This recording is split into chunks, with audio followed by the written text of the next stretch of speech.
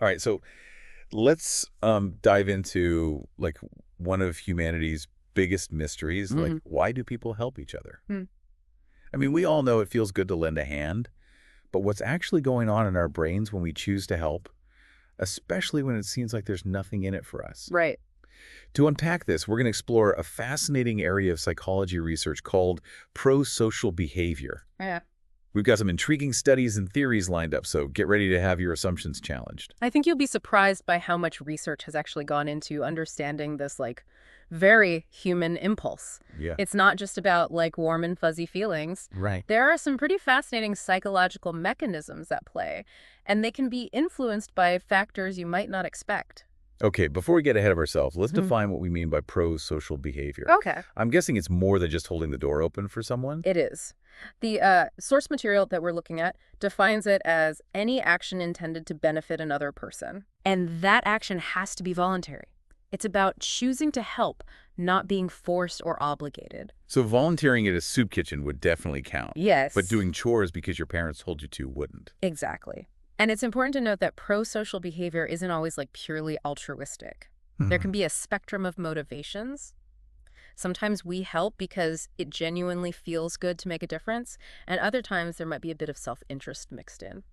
So are you saying that even the most seemingly selfless acts could have an underlying selfish motivation? Not necessarily selfish, but perhaps driven by a desire to feel good about ourselves, Hmm. reduce our own distress at seeing someone suffer, Yeah. or even gain social approval. It's a complex interplay of motivations. That makes you wonder if pure altruism even exists. Yeah, philosophers have been debating that for centuries. Right. But for our purposes today, let's focus on understanding the factors that make us more or less likely to engage in these helpful actions. Let's do it. I know one of the most well-known examples of people not helping is the tragic case of Kitty Genovese.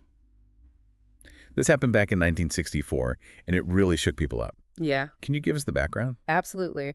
This case was a turning point in social psychology research because it revealed something disturbing about human nature. Kitty Genovese was murdered outside her apartment building in New York City, and while this was a horrific crime in itself, what made it even more shocking was that there were 38 witnesses who saw or heard the attack, and Mhm. none of them intervened. 38 people, and no one called the police or tried to help. It's hard to wrap your head around that. I know. Yeah. That's why this case became a catalyst for research into what's called the bystander effect. Mm. It describes the phenomenon where the presence of other people actually reduces the likelihood of any one person taking responsibility and helping in an emergency situation. Wait, so the more people around, the less likely anyone is to help. That seems counterintuitive. It is, but there's a logic to it. It comes down to two key psychological processes: diffusion of responsibility and social conformity. Okay, break those down for me. So with diffusion of responsibility, we basically assume that someone else will take care of it. When we're alone, the responsibility to act is all on us. Right, But in a crowd, that responsibility gets spread out. We tell ourselves, surely someone else has already called 911. right. And what about social conformity? Well, we're social creatures, so we constantly look to others for cues on how to behave. If everyone else seems calm and unconcerned in a situation, we're more likely to assume everything's okay, even if it's not. We don't want to stand out or overreact. This is making me think about all the times I've seen something happen, maybe someone falls or there's an argument, and I just assume someone else would handle it. Right. It makes you question your own actions, doesn't it? Absolutely. It's a powerful reminder that we can't always rely on others to step up. Sometimes we have to be the ones to break the cycle of inaction. Knowing about the bystander effect can make us more conscious of this tendency and empower us to act when others hesitate. I'm starting to see why this research is so important. It's not just theoretical. It has real-world implications for how we respond in emergencies. Exactly. Now let's flip the script a bit. Okay. We've seen what can prevent people from helping, but what are some of the factors that make us more likely to lend a hand? Okay, let's get to the good stuff. What makes someone a good Samaritan? Well, you might be surprised to learn that even something as superficial as physical attractiveness can play a role. Hmm. Studies have shown that attractive people are more likely to receive help from strangers. Really? It seems our brains are wired to associate positive traits with attractiveness, and that can bias our behavior even in situations where someone needs help. That's a little disheartening. Yeah. But I guess it speaks to the power of unconscious biases. Right. Are there any other surprising factors? Another one is similarity. Okay.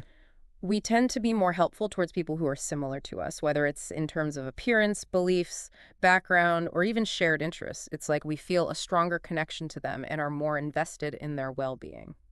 That makes sense. Mm. We're drawn to people who remind us of ourselves. Yeah. It's like that saying, birds of a feather flock together. Right. What about family? I'm guessing we're more likely to help our relatives. Absolutely. Kinship plays a major role in pro-social behavior. From an evolutionary standpoint, helping our relatives increases the chances of our shared genes being passed down. Right. But beyond genetics, we also have strong emotional bonds with family, so we feel a sense of duty and responsibility to help them. So biology and emotions both contribute to that instinct to help family. Yeah. What about religion? Does that play a role in pro-social behavior? It does. While there's no one-size-fits-all answer, research has shown a correlation between religious values and a tendency toward charitable giving and helping those in need. Many religions emphasize compassion, empathy, and caring for others. So it's not surprising that these values would translate into pro-social actions. Okay, so we've got attractiveness, similarity, kinship, religion. Right. This is getting pretty complex. Yeah. What else influences our helping behavior? Well, this next one really gets to the heart of how we perceive others. Okay. It's called victim deservingness. Hmm. Essentially, we're more likely to help someone if we believe they deserve our help. Hold on. So it's not just about whether someone needs help, but whether we think they've earned it. Yeah, That's pretty thought-provoking. it is. There's a classic study that illustrates this perfectly. Researchers staged a scenario where a man collapsed on a subway train. In one version, the man appeared blind, and in another, he appeared drunk. I bet I know where this is going. You got it. Yeah. The blind man received help almost every time, but the drunk man was much less likely to get assistance. People were less sympathetic to someone whose predicament they perceived as self-inflicted. That is fascinating, a little bit troubling. Mm-hmm. It shows how our judgments about people can influence our willingness to help, even in situations where someone clearly needs it. It highlights the complex interplay of perception, empathy, and social responsibility. Our decisions to help aren't always based on pure logic or need.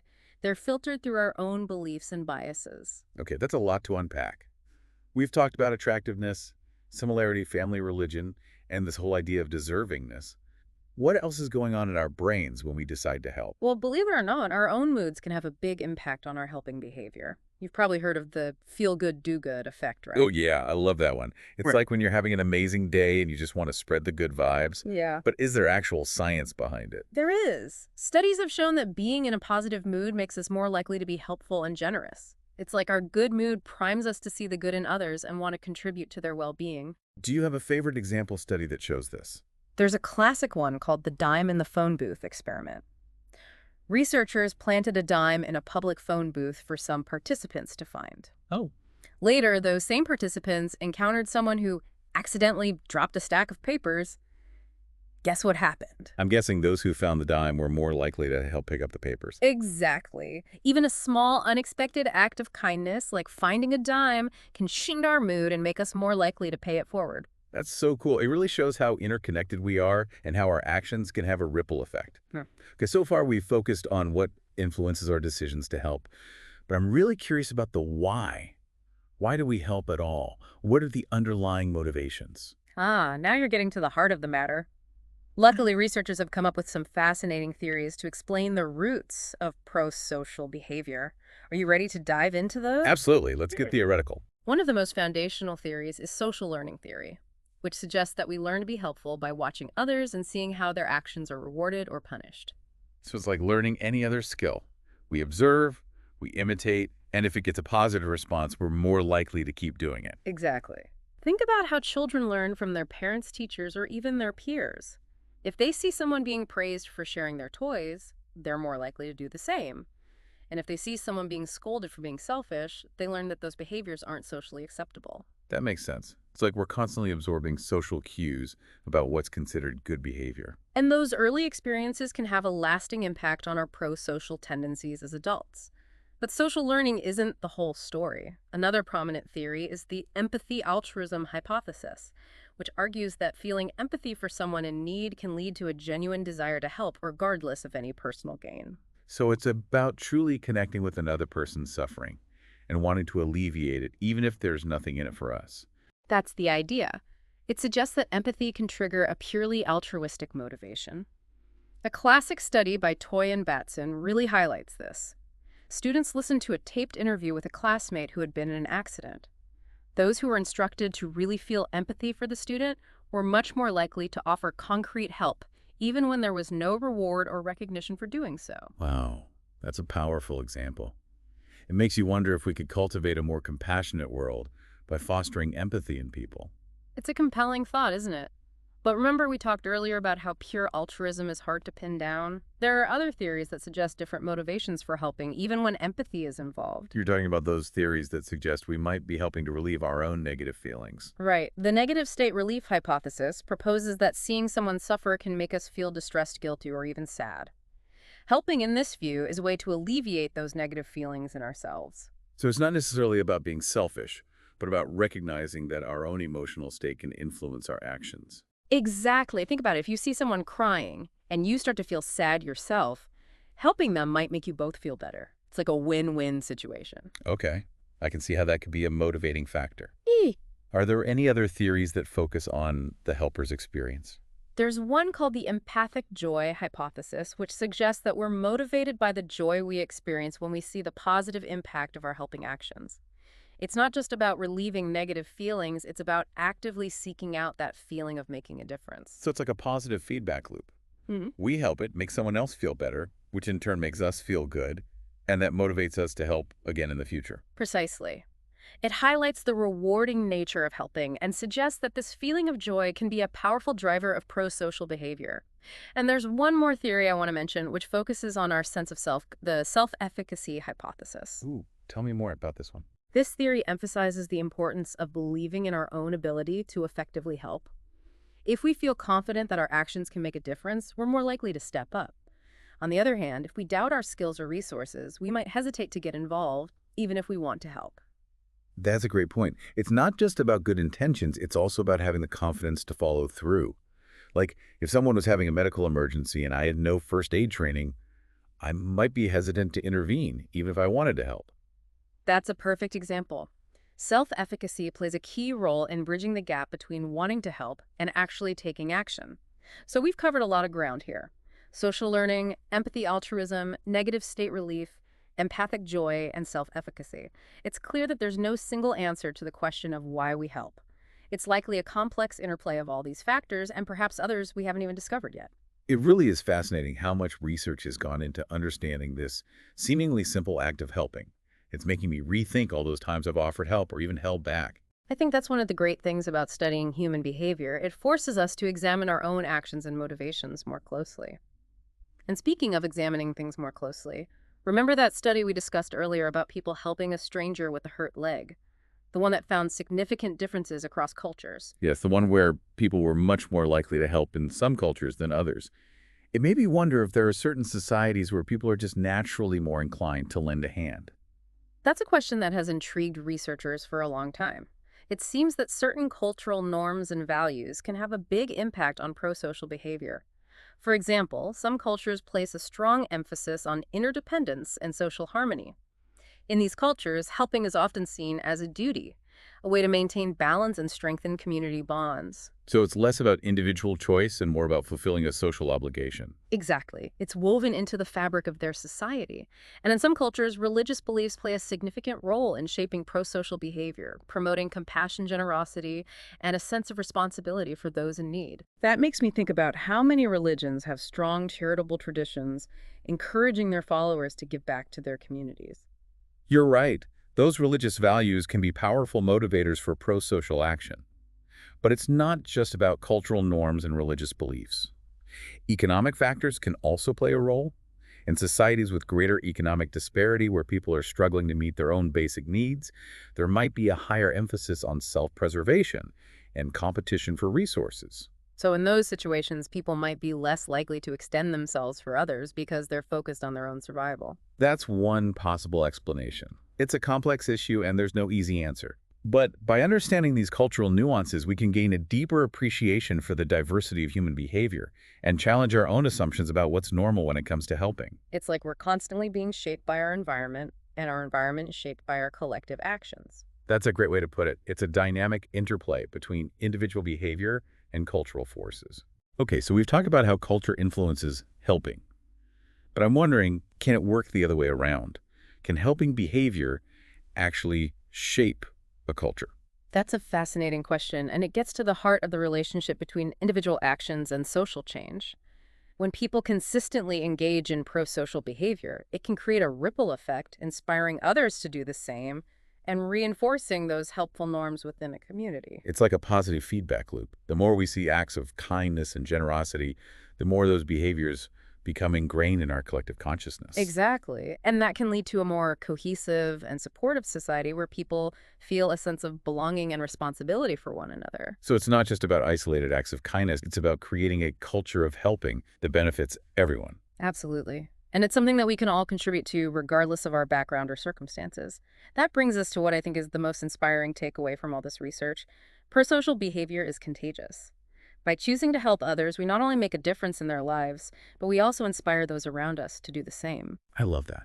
It gives me hope that even small acts of kindness can have a ripple effect and contribute to a more compassionate world. They absolutely can. And that's a powerful reminder that we all have the ability to be agents of positive change. But before we get too carried away with the warm and fuzzy feelings, there's another side to helping that we need to acknowledge. What's that? It's the cost of helping. Hmm. That's an interesting point. We've been so focused on the benefits of helping, but I guess it's not always easy or convenient. Sometimes it requires sacrifice. Exactly. Helping often involves giving up something, our time, energy, resources, even our safety in some cases. And those costs can factor into our decision to help even when we feel empathy or a sense of responsibility. So it's like a subconscious cost-benefit analysis. We're weighing the potential good we can do against the potential risks or inconvenience to ourselves. That's a good way to think about it. And those costs can vary widely depending on the situation. Sometimes the cost is minimal, like holding a door open for someone or giving directions. But other times it can be much greater, like intervening in a dangerous situation or donating a significant amount of money to a cause. It makes you wonder how we can navigate those difficult decisions when the stakes are high. That's where awareness comes in. By recognizing that cost is a factor, we can make more conscious and deliberate choices. We can ask ourselves, what are the potential costs of helping in this situation, and are they something I'm willing to bear? So it's not about ignoring the cost, but about acknowledging them and making an informed decision. Exactly. And sometimes that decision might involve seeking help from others, delegating responsibility, or finding alternative ways to contribute that feel less risky or burdensome. It's about being strategic with our helping. I like that. It's about finding ways to maximize our positive impact while also taking care of ourselves. Absolutely. And here's something else to consider. Sometimes the most impactful helping doesn't require grand gestures or heroic actions. So it's not always about running into burning buildings or donating millions of dollars. Not at all. Often the most meaningful help happens in the small, everyday moments. Like listening attentively to a friend who's struggling, offering to help with chores when someone's overwhelmed, or simply being kind and compassionate to those around us.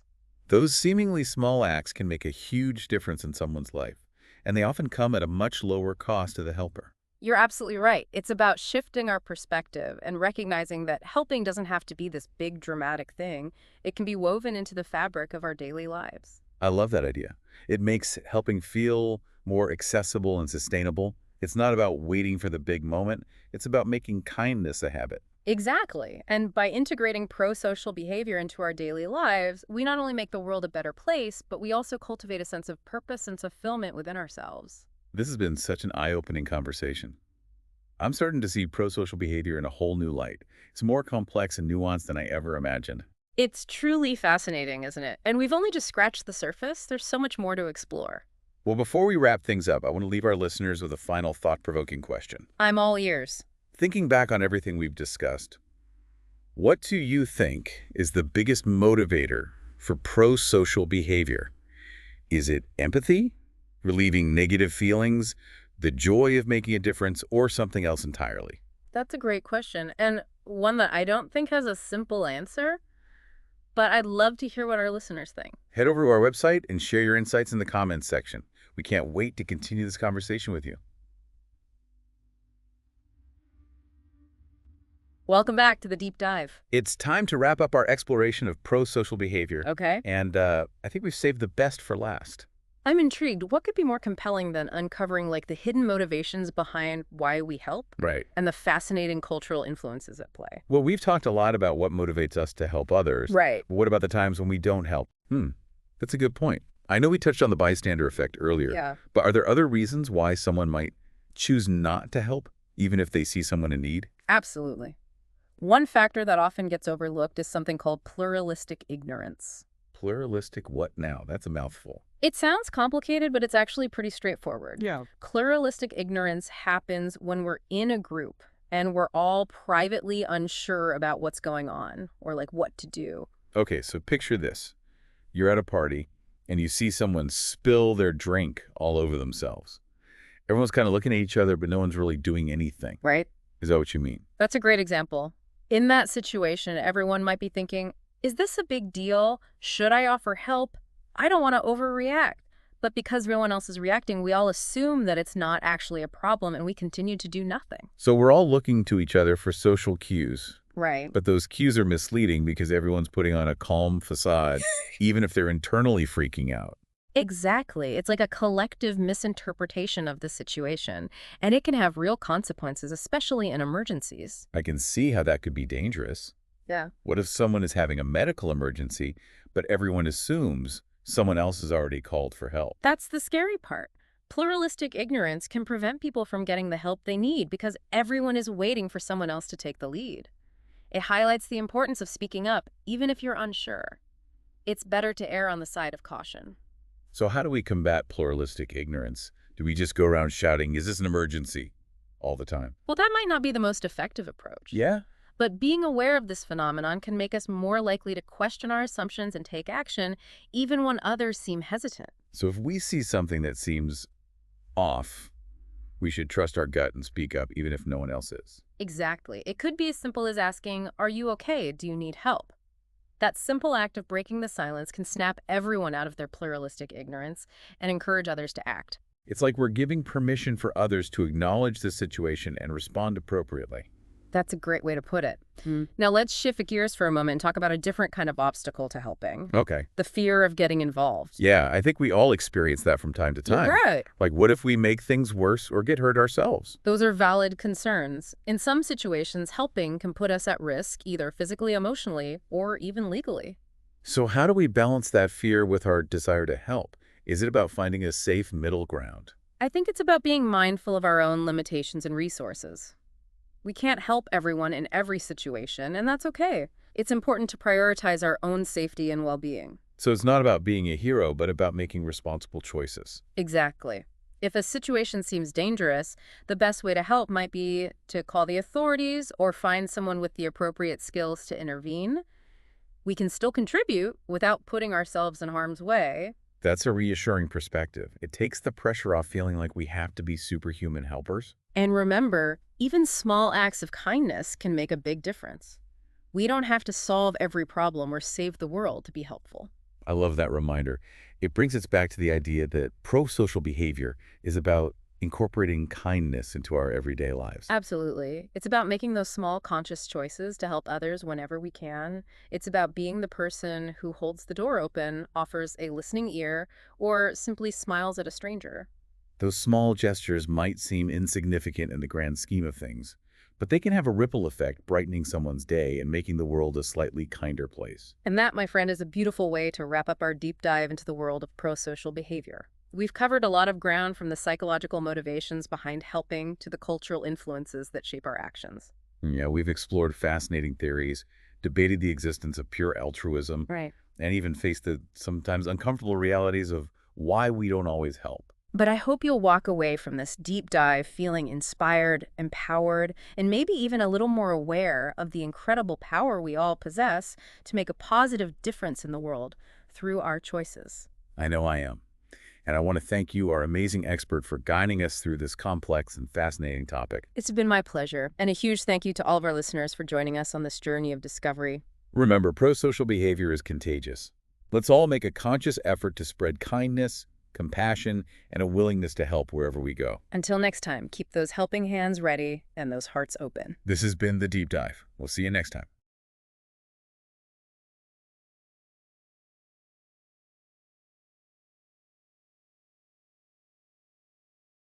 Thanks for watching.